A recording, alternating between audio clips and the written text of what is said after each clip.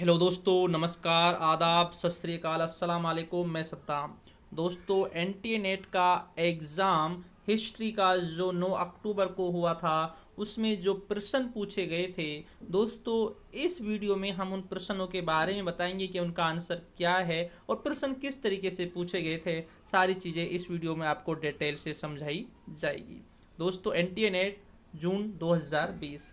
तो दोस्तों, एक प्रश्न पूछा गया था, वृषपति कौन था।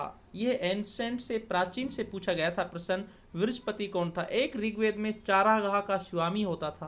किसका होता था? जो चारागाह होता था उसका स्वामी होता था वृषपति।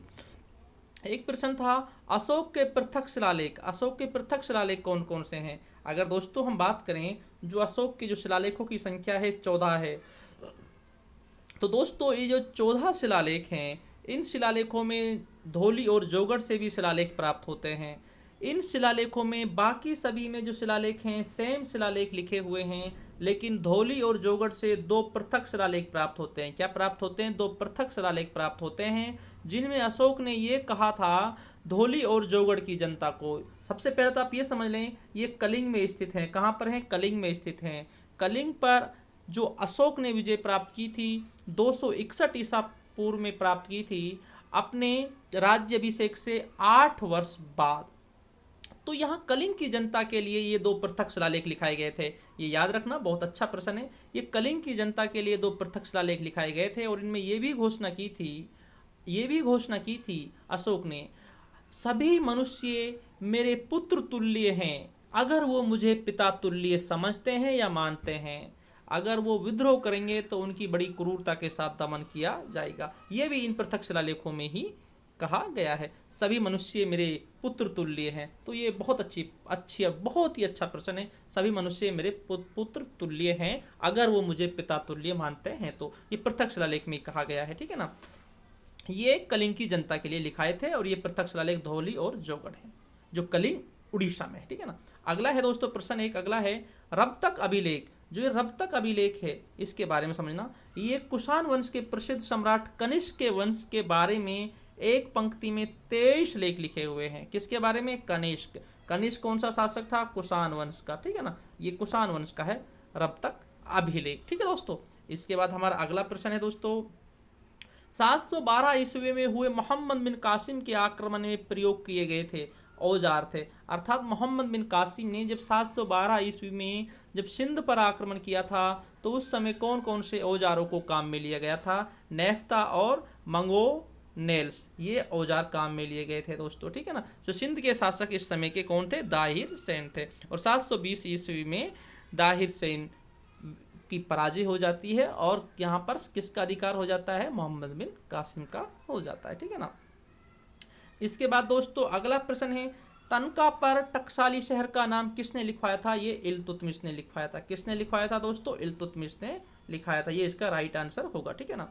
अगला प्रश्न है हमारा, मांडू में अस्पताल दारुल शिफा खाना की स्थापना किसने कराई थी? महमूद खिलजी प्रथम ने कराई थी, ठीक है ना। ये मांडू के शासक थे जो मालवा के, ठीक है ना। अगला है दोस्तों, अमृत कुंड का वर्णन किस पुस्तक में है? हौज ए हयाज। किस कौन सी पुस्तक में? हौज ए हयाज में अमृत कुंड का वर्णन किया गया है, ठीक है। अगला प्रश्न है दोस्तों, 8वां प्रश्न है, भाषाई आधार पर प्रांत बनाने में नेहरू की हिचकिचाहट को किसका समर्थन प्राप्त था? ठीक है ना, वल्लभ भाई पटेल को प्राप्त था, नेहरू को, ठीक है ना। भाषाई आधार पर जब प्रांतों को बनाने की घोषणा की गई थी, तो उस टाइम किसका? सरदार वल्लभ भाई पटेल भी ये चाहते थे, ठीक है ना। तो ये कहा गया था कि धर्म के आधार पर प्रांतों का विभाजन नहीं किया जाएगा या नए प्रांत नहीं बनाए जाएंगे। किसके आधार पर बनाए जाएंगे? भाषाई आधार पर बनाए जाएंगे, ना कि धर्म के आधार पर, ठीक है। अगला प्रश्न है, प्रेम मार्गी निपुण भक्ति संत नहीं थे?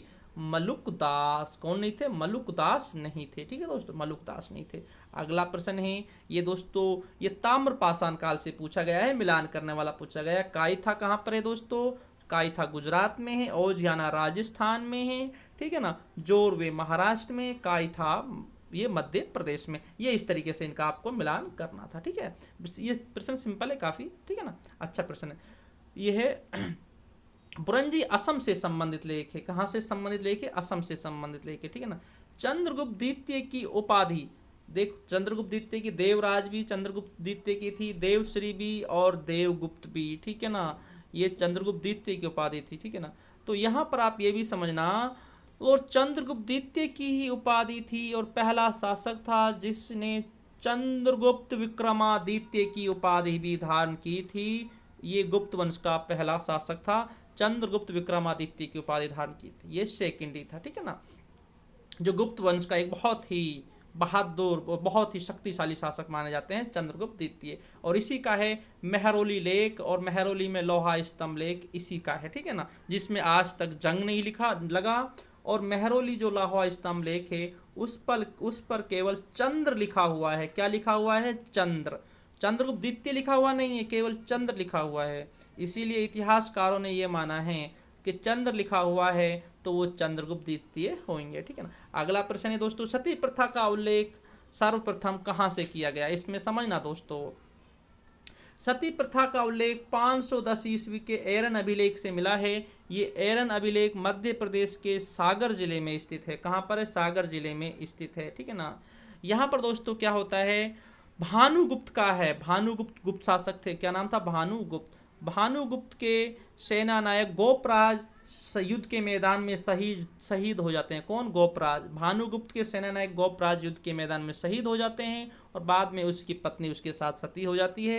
ये 510 ईस्वी का एरन अभिलेख है। अब समझना यहाँ पर, अगर केवल ये होता कि ये होता सती प्रथा की जानकारी सर्वप्रथम कहाँ से मिलती है, लेख नहीं होता, केवल ये होता सती प्रथा की जानकारी कहाँ से मिलती है। तो दोस्तों सती प्रथा की जानकारी लोथल से मिलती है, क्योंकि वहाँ पर युगल समाधि प्राप्त होती है, और एक कालीबंगा से प्राप्त होती है, क्योंकि वहाँ पर भी युगल समाधि प्राप्त होती है। लेकिन जब लेख पूछा जाता है तो ये आता है एरन अभिलेख आता है, ठीक है ना। अगला है दोस्तों, मिलान करना था। अश्किन, चिनाब, परुष्णी, रावी, विपाशा, व्यास, शतुद्री, सतलज, ये मिलान हमें नदियों का करना है। ये नदियाँ बहुत पूछी जाती हैं, क्योंकि ये नदियाँ थी जो, ये ऋग्वेद में इनका उल्लेख मिलता है उस समय का, ठीक है ना, वैदिक सभ्यता में इनका उल्लेख मिलता है। और इनका उल्लेख से हमें ये भी जानकारी प्राप्त होती है, सबसे पहले आर्यों ने पंजाब में निवास किया था, क्योंकि ये जो नदियाँ हैं ये पंजाब में ही स्थित हैं। इसीलिए पता चलता है कि आर्य सबसे पहले पंजाब में आए थे। उसके बाद फिर उत्तर वैदिक काल में फिर ये मध्य प्रदेश और आसपास के एरिया में फिर बस गए थे, लेकिन सबसे पहले पंजाब में निवास करते हैं, ठीक है दोस्तों। अगला है स्त्रीधन। स्त्रीधन वो होता है दोस्तों जो शादी के समय स्त्री को जो दिया जाता है, जिस पर स्त्री का अधिकार होता है, और स्त्री की मृत्यु के बाद उस पर उसकी पुत्री का अधिकार होता है। ये स्त्रीधन का जो उल्लेख किया गया है ये शतपथ ब्राह्मण में किया गया है। राइट आंसर ये आएगा, ठीक है दोस्तों। इसके बाद दोस्तों इसके बाद है all India women's conference 1927। Right answer 1927 आ जाएगा, ठीक है। इसके बाद दोस्तों हमारा अगला प्रश्न है दोस्तों, पहली जैन भिक्षुणी कौन थी दोस्तों? जैन भिक्षुणी कौन थी? चंदना थी। कौन थी दोस्तों? चंदना, ठीक है ना, चंदना थी पहली जैन भिक्षुणी, ठीक है ना।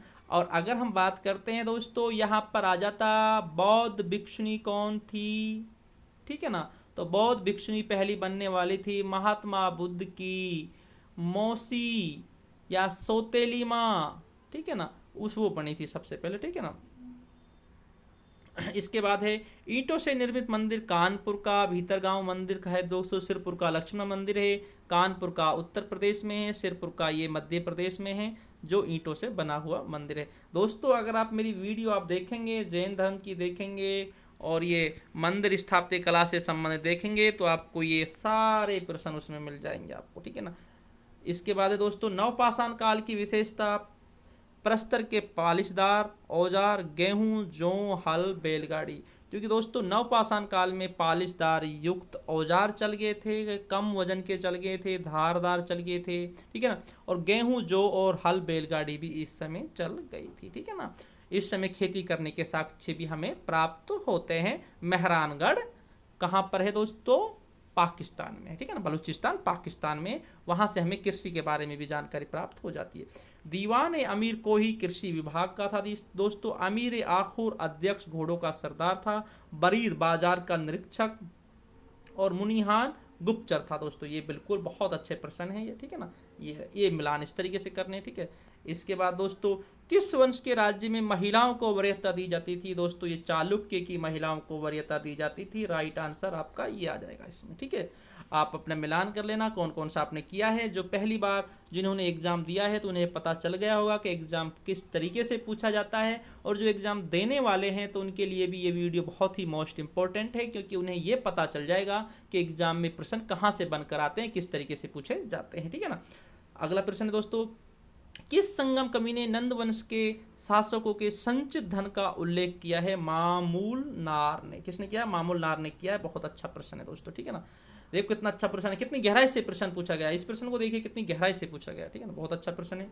अनाज से जकात किसने हटाया? सिकंदर लोदी ने हटाया था। किसने हटाया दोस्तों? सिकंदर लोदी ने हटाया था। और सिकंदर लोदी का आप एक प्रश्न ये भी याद रख लेना, क्योंकि जब हमें प्रश्न पूछा जाता है तो उसके साथ साथ हम एक दो आंसर और बता देते हैं जो एग्जाम की दृष्टि से बहुत अच्छा होता है। ये सिकंदर लोदी ही थे दोस्तों जिन्होंने 1504 ईस्वी में आगरा की स्थापना की और 1506 ईस्वी में आगरा को अपनी राजधानी बनाया। और सिकंदर लोदी पहला शासक था जिसने जमीन के अंदर जो धन प्राप्त होगा उस पर उसी का अधिकार माना जाएगा जिसकी जमीन के अंदर धन प्राप्त होगा। ये सिकंदर लोदी ने आदेश दिया था। ठीक है ना। और सिकंदर लोदी ने दोस्तों जमीन को नपवाने के लिए भी सिकंदर लोदी ने नपवाया था जमीन को, लेकिन वो रस्सी की नाप से नपवाते थे। ठीक है ना। और उसके स्थान पर अकबर ने परिवर्तन किया था, बांस की छड़ का प्रयोग किया था। इसमें मिलान वाला है, चेदी की सुक्तमती है, सूरसेन की मथुरा है, ये राजधानियां पूछी गई है। ठीक है ना, ये 16 महाजनपद में से प्रश्न है। ठीक है ना। इसके बाद दोस्तों हमारा अगला है, अस्मक की पोतल है और मत्स्य की विराटनगर। इस तरीके से हमें ये मिलाना था। तो दोस्तों ये थे आपके जो एग्जाम में पूछे गए थे, जितने प्रश्न हम तक अभी पहुंचाए हैं स्टूडेंट्स ने, उसका हमने ये वीडियो बनाया है। और दोस्तों जैसे हमें आगे और भी प्रश्न हमारे पास भेजे जाएंगे, या आपके पास भी कोई प्रश्न हो तो कमेंट में आप मुझे ज़रूर लिखें, क्योंकि मैं अगली वीडियो उसके आधार पर बना दूंगा। जैसे जैसे मेरे पास प्रश्न आएंगे उस आधार पर मैं अगली वीडियो भी बनाता जाऊंगा। ठीक है दोस्तों, शुक्रिया दोस्तों, धन्यवाद।